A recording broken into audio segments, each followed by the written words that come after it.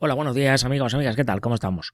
Bueno, hoy vamos a ver el artículo 36, 37 y 38 con sus correspondientes ejemplos porque son artículos bastante prácticos, ¿vale? Son bastante de poner ejemplos que como se suele ver mejor, ¿vale?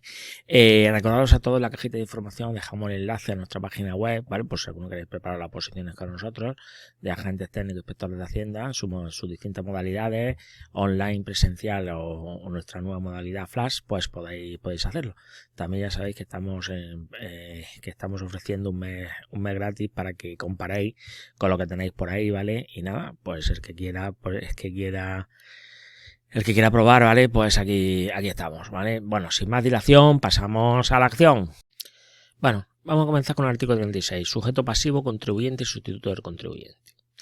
Dice por aquí el punto 1. Es sujeto pasivo el obligado tributario que según la ley deba cumplir la obligación tributaria principal, así como las obligaciones formales inherentes a la misma, sea como contribuyente como sustituto del mismo. No perderá la condición de sujeto pasivo quien deba repercutir la cuota tributaria a otros obligados, salvo que la ley de cada tributo disponga otra cosa. En el ámbito aduanero tendrá además la consideración de sujeto pasivo el obligado al pago del importe de la deuda aduanera, conforme a lo que en cada caso se establezca la normativa aduanera.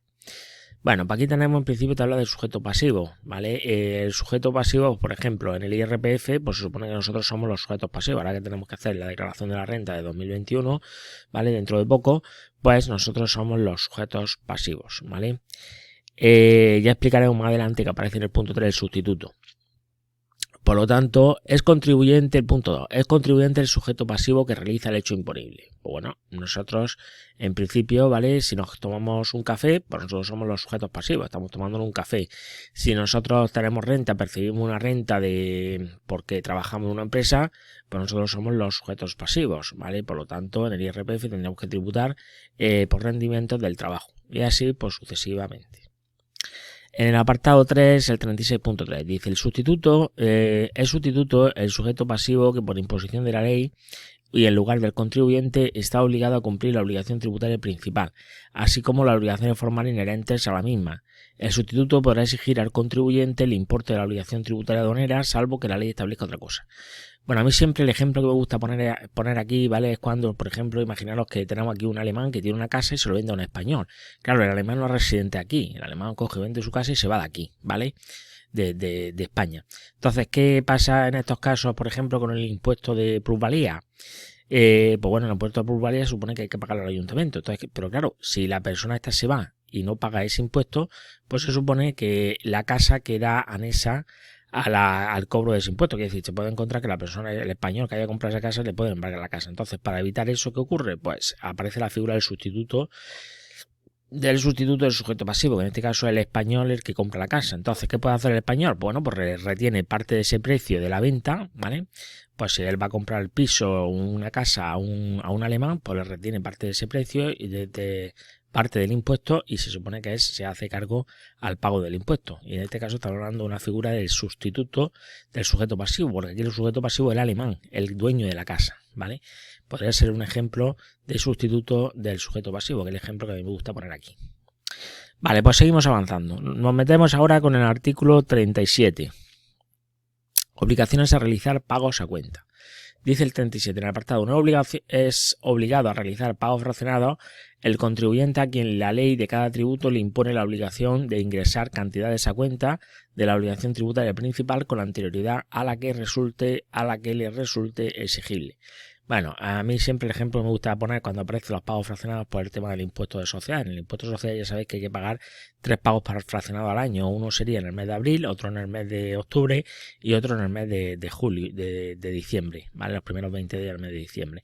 Por lo tanto, lo que se hace normalmente pues son ingresos menos gastos o existe otra metodología, pero bueno, son los pagos, un pago fraccionado, un anticipo a cuenta del impuesto, del futuro impuesto que se supone que hay que pagar a Hacienda. Si nosotros pagamos más pago fraccionado del que nos corresponde, pues Hacienda nos devuelve dinero. ¿Que hemos pagado menos? Pues cuando llegue su momento tenemos que pagar más impuestos. Entramos con el punto 2. Dice el punto 2.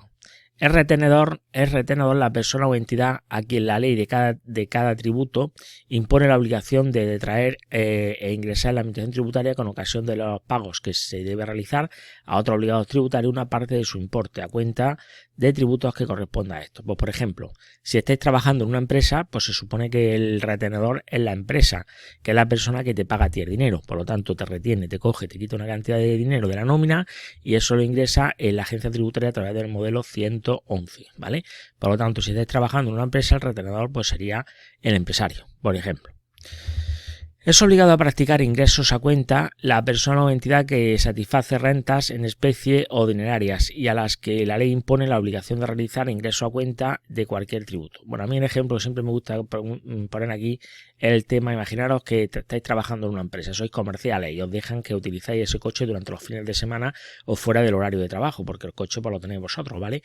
Y bueno, pues los fines de semana podéis desplazaros con vuestro coche, una vez que termine el horario laboral podéis desplazaros con el coche de empresa y claro, en ese caso sería un rendimiento, no solamente percibir la nómina, el rendimiento que ingresa en la cuenta corriente va a base de dinero, sino también tenéis un coche a vuestra disposición. Ese coche hay que darle una valoración.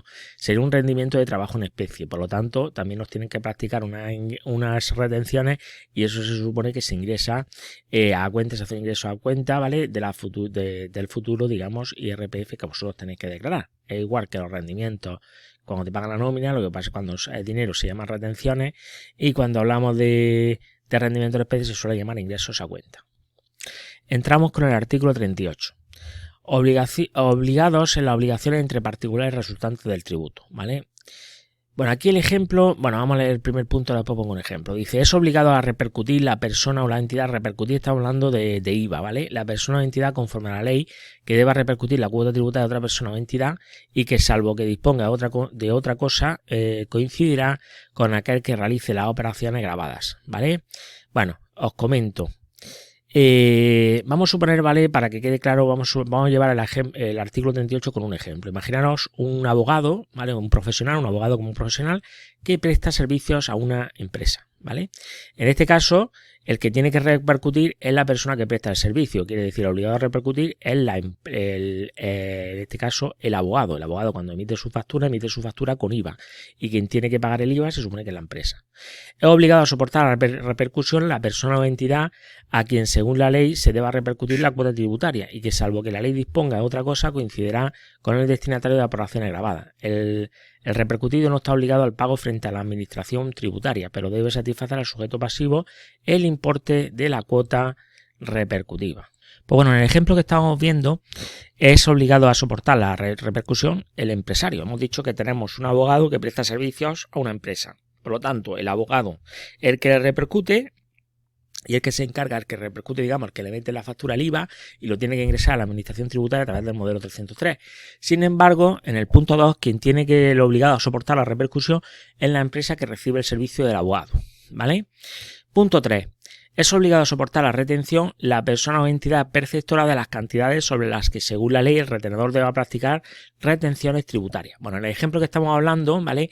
Se supone que quien paga retiene. En este caso, quien paga es el empresario, le paga por unos servicios que ha recibido al abogado. Por lo tanto, en la factura el abogado tiene que meter unas retenciones. Por lo tanto, el obligado a soportar la retención en este caso es el abogado. Y se supone que la empresa, a través del modelo 111 también, pues lo tiene que ingresar en la agencia tributaria, ¿vale? Estamos hablando de retenciones. Y el punto 4 dice, la ley podrá imponer a las personas o entidades la obligación de soportar los ingresos a cuenta de cualquier tributo practicado con ocasión de la renta en especie o dineraria que perciba. En su caso, la repercusión de su importe por el pagador de dicha renta. Para aquí siempre acostumbraros siempre que quien paga retiene y quien cobra soporta la retención, ¿vale?